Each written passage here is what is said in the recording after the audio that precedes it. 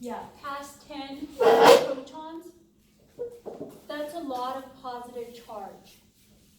10 neutrons don't necessarily, it's not enough for those 10 neutrons to keep everything happy, to keep everything together in the nucleus.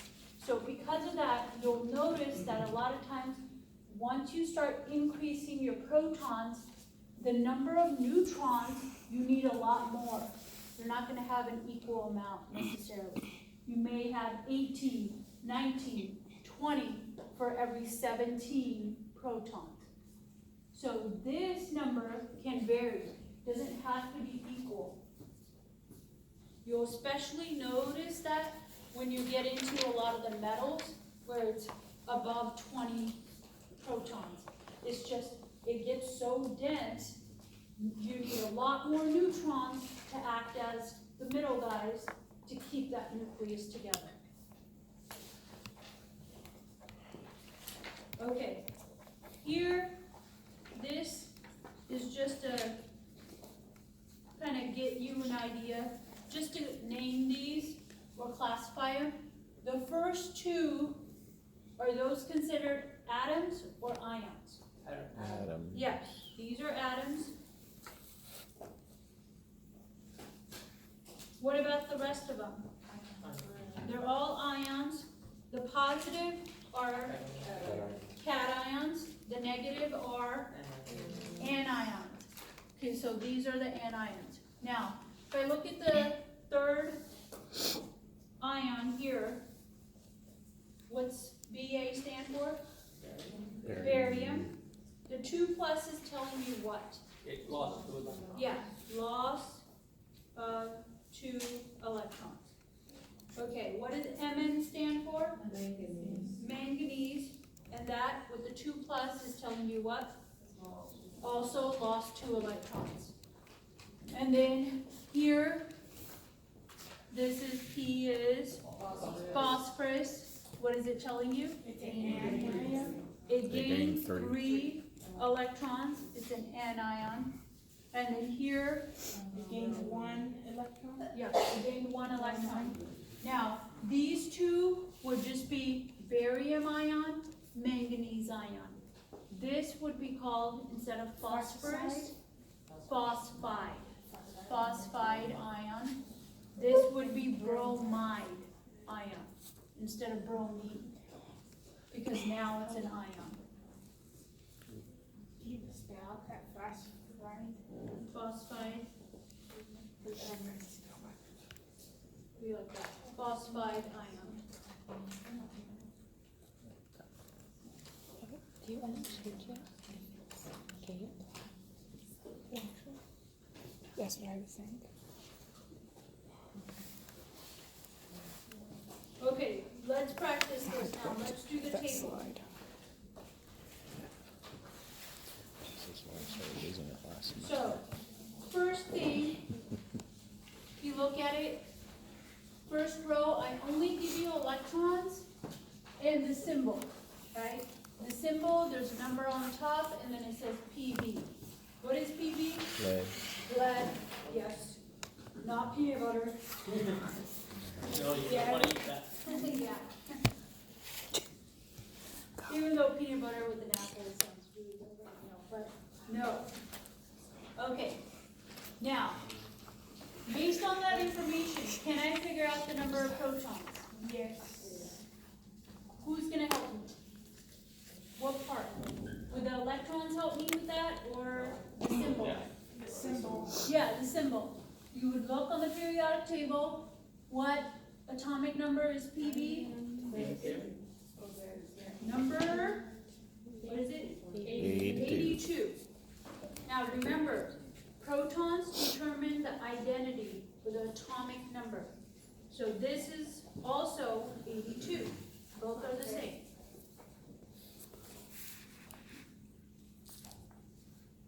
Now if I look at this, what does this 206 represent? It's on the top, so it is the Protons plus neutrons. protons plus neutrons. If that is 206, can I figure out neutrons?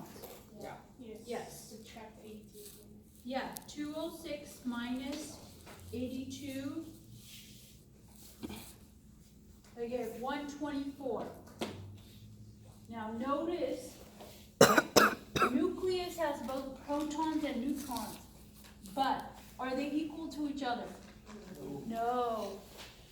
You need a lot more neutrons to actually keep all those protons in that dense area together.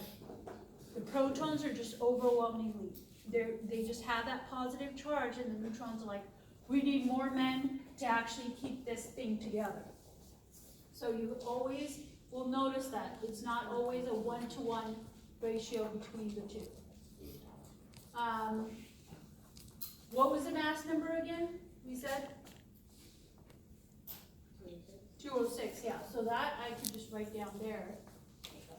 Now, if I compare protons to electrons, notice the numbers are not the same. So that means I'm talking about an ion here. What charge would lead have? 6 plus. It's going to be positive. You have how many more protons than electrons? 4. 4 more protons than electrons. Or you can think of it as, oh, it lost 4 electrons, right? So it's going to have a 4 plus charge. You have 4 more protons, positive charges, than negative charges, electrons. How about the second one?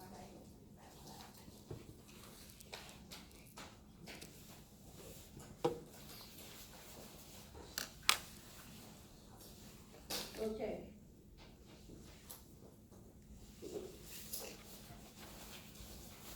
Do row number 2 on your own. Let's see if you get the same answer.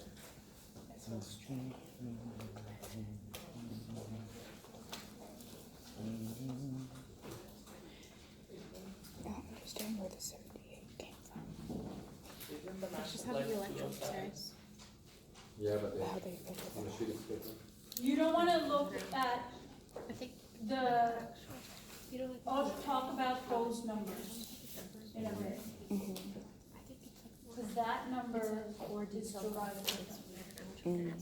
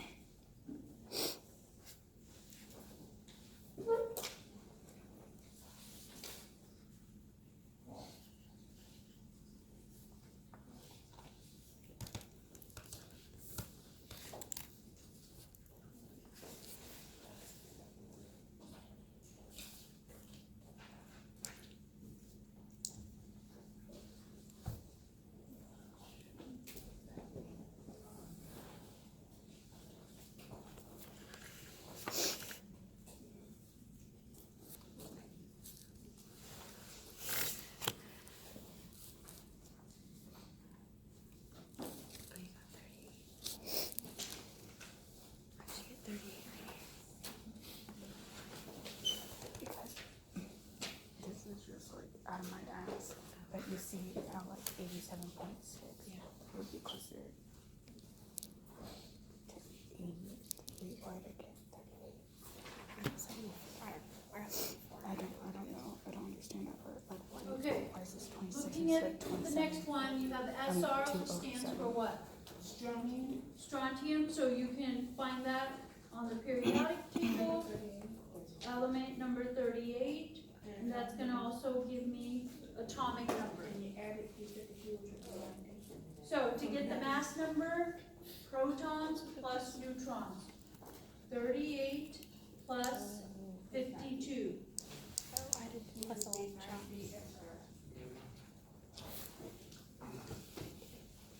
Now, it makes sense why to have a 2 plus, because notice when you compare electrons with protons, right? The difference of 2.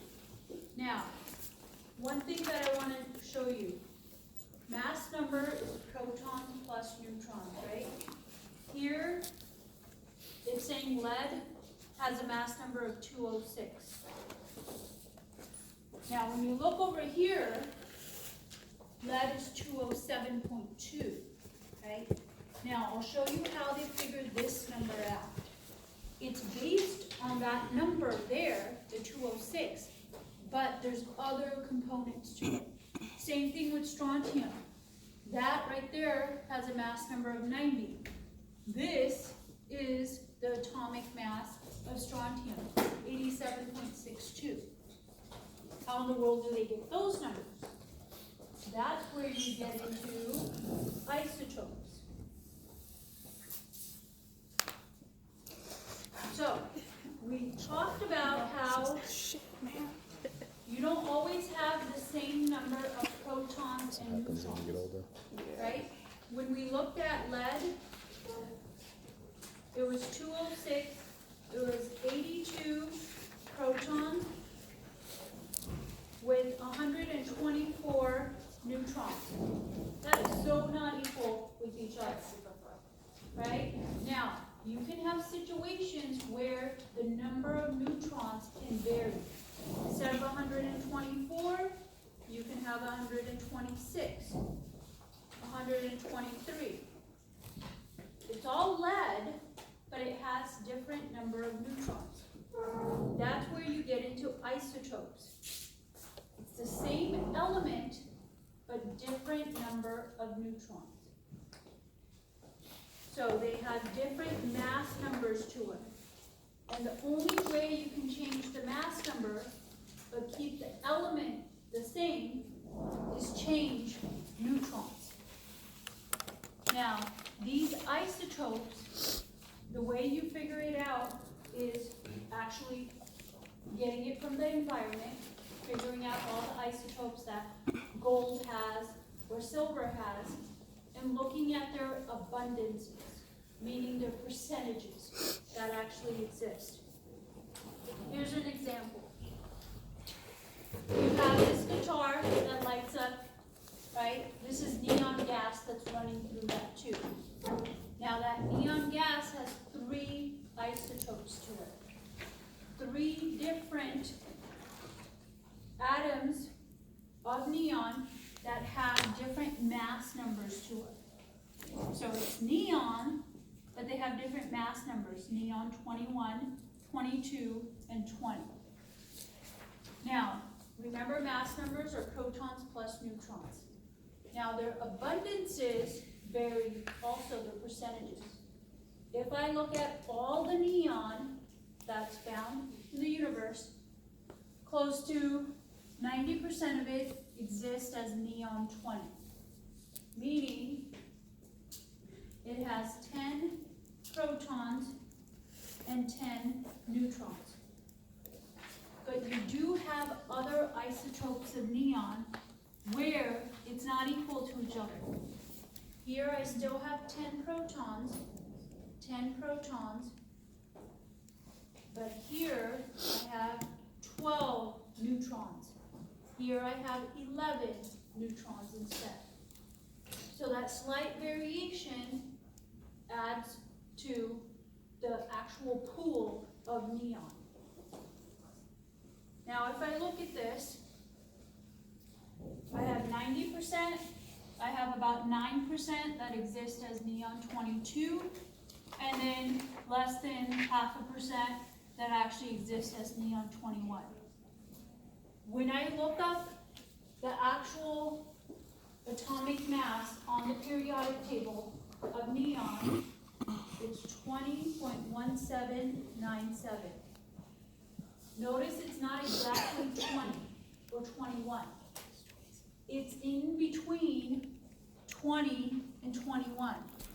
It's closer to 20 because majority of it, close to 90% of it, exists as neon 20. So all these numbers, they're derived from all the isotopes that exist for each element. So it's based on that. You're familiar with that notation, but you can have a notation like this, where you can have different isotopes in it. And these isotopes can, if they're unstable, be radioactive, meaning they release energy. And you'll see that with a lot of, they'll talk about, they'll say like something like uranium-237 or uranium-239. They'll have that name to it. They'll say lead-204 or lead-206. So you can figure out the average atomic mass based on the isotopes and their percentages. So here I have chlorine. It has 2 isotopes to it. These are their masses for each isotope. These are the percentages. Now notice you have a higher percentage of chlorine with this mass here. It's close to 35. So when you do a weighted average, this is exactly how your grade is determined also, because you'll notice your exams are worth a certain percentage, right? Your quizzes are worth a certain percentage. 100 exam points are not the same as 100 homework points, because they're weighted differently. This is the same thing. Here, the way I figure out the atomic mass, the number on the periodic table, is taking into account each isotope and its percentage. Notice what happens to the percentage. Move the decimal place 2 places to the left. You multiply it by the actual mass and add it to the next isotope. If I look at this, 35, if I round this up, has a greater weight to it, 76%. Notice this number is closer to 35. So you have these different isotopes that make up the number, that red number that you see underneath it. You can set it up as a mathematical equation where you look at each isotope. And it depends on the element. Some elements only have 1 isotope, 1 possibility. Some have 6 isotopes. Some have 14. There's a lot more than you actually will see. So the number that's derived here is a weighted average. It's determined by actually all these isotopes. And they figure this out through mass spectroscopy. It's kind of similar to what you'll see on, they'll show on like criminal shows. It's like it pops up on a computer, they put it in, and it pops up in 2 seconds. It's something like that. And again, some isotopes, depending on the situation, are radioactive, where they release energy. And they'll emit subatomic particles. Subatomic particles, there's 3, protons, neutrons, electrons. That's where you get into the nuclear radiation aspect. And this is where you have alpha particles, beta particles, and gamma rays. So alpha, beta, these are the main types of radiation that you'll see. And it depends on the situation, meaning each one does different types of damage.